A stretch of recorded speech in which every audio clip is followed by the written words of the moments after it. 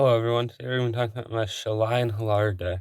Shalai and Hallar is a 1 red, green, white, 3/3 legendary angel elf with flying and vigilance, and whenever one or more 1/1 counters are put on a creature you control, Shalai and Hallar deals that much damage to target opponent.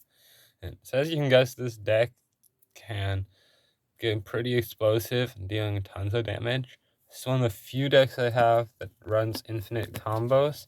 Its combo pieces are in the form of the Red Terror, which whenever a red source control deals damage to one more permanents in our players, we don't want one counter the Red Terror. So it's a red Shalai and Hallar is a red source that's dealing damage, and so it gets more one counters and just keeps going. Then Heliod the Sun Crowned. Whenever you gain life, put a 1/1 counter on a target creature, and you can pay 1 and a white, have another target creature gain lifelink. So have Shalai and Hallar gain lifelink, then keeps going. There's also a few other ways to trigger the one with lifelink, but slower necessarily. There's stuff like a Behemoth Sledge, Basilisk Collar, and Loxodon Warhammer I can put on Shalai and Hallar to give it lifelink, and stuff like a Johnny's Pridemate, Essence Channeler, Cleric Class, or Archangel of Thune that trigger that part. Another way you can make it a bit faster is if you put Grafted Exoskeleton Shalai and Hallar, then that just makes it a bit faster since you only have to do 2 damage to each person. So some ways to get it started with 1/1 counters is if you have any of these on the field. It's a great Henge, enters the battlefield with a 1/1 counter. Railway Brawler enters 1/1 counters with its power. Quirion Beast Caller, whenever you cast a creature, it gets a 1/1 counter. It also triggers it. Rhythm of the Wild, choose the 1/1 counter for Riot. This also provides some protection with the creature spells can't be countered. And then a Cathar's Crusade. So that makes it so that everything. Then some ways to tutor it up, ranked from worst to best. Idyllic Tutor can only tutor up Heliod, and it can also tutor up some of the other enchantments in this deck. Knight Tutor is a bit better because it can also get an artifact, but if the combo pieces, it can only get Heliod. Time of Need, both the combo pieces are legendary. It's 2 mana to get one of them into my hand.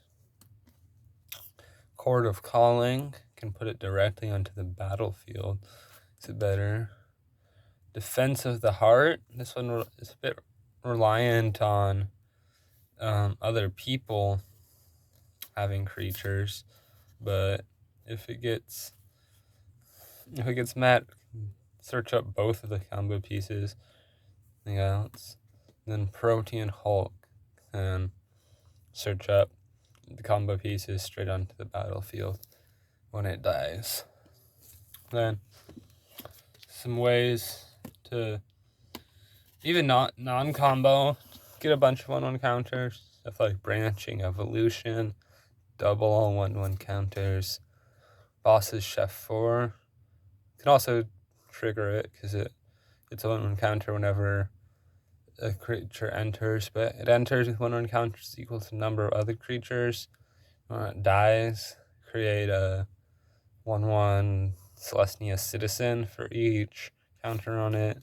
Colonian Hydra, whenever it attacks, double the 1/1 counters on each creature.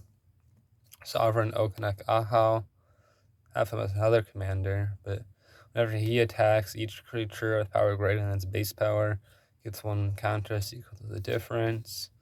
A Virtue of Loyalty, put 1 counter and untap each creature at the beginning of your end step. Bristly Bill, its counters on landfall, then you can pay 3 GG to double the number of 1/1 counters. Fangs of Colonia. If you just cast it for the 1G, it puts a 1/1 counter and then doubles number of counters on one creature. But if you can cast it for its Overlord of 4 GG, it can put 1/1 counters and double the 1/1 counters on each creature you control. Then some things can get a lot of counters and be kind of politics pieces. I've one in each color: a Sunscorch Regent, Taurian Mauler, and Mana Gorger Hydra, where whenever an opponent casts a spell, put a 1/1 counter on it, and this gains a life. This is a Changeling, and this also has flying. It gains life as well, and it has flying. This is probably the worst one of the three. It has Changeling, which doesn't really matter, and has the lowest stat line. And Mana Gorger Hydra has Trample whenever any player, including me, casts a spell. And some things to protect stuff. Some stuff protects my things. There's Innkeeper's Talent. It can get counters, and then once you leveled it up once, all permanents with counters have Ward 1, which is some nice protection. If level it up again, it doubles the counters. And then Chimil also protects stuff from being countered, and then gets some free stuff out, which is nice. And then next, you just protect the counters. Well, not really, I guess. This should have gone in the previous pile. But put a 1/1 whenever anyone casts a spell and then can move its counters around, which is nice because moving counters also triggers Shalai and Hallar's ability. And then there's an Ozolith, which whenever a creature leaves the battlefield, if it had counters, put them on it, and then can move them at the beginning of combat. And I've got the Argonath Pillars of the Kings skinned one from Lord of the Rings. But those are some of the key pieces. Now to show you the rest of the deck. Got Eternal Witness, Titania's Command, Dryad's Revival, Overwhelming Encounter, Swords to Plowshares, Heroic Intervention, Obun Moldiah Ancestor, Ancient Bronze Dragon, Rampant Rejuvenator, Celestia Sanctuary, Inspiring Call, Creosote Heath, Armory of Eros, Hunger of the Howl Pack, Barborgmos, Virtue of Strength, Nesting Grounds, Fertilid's Favor, Elven Chorus, Privileged Protection. This also provides some nice protection to stuff, giving everything hexproof. The Reaver Cleaver, Braided Bluffs, Bristling Backwoods, Celestial Unicorn. That's also one of the ways to trigger the combo if you've got lifelink on Shalai and Hallar.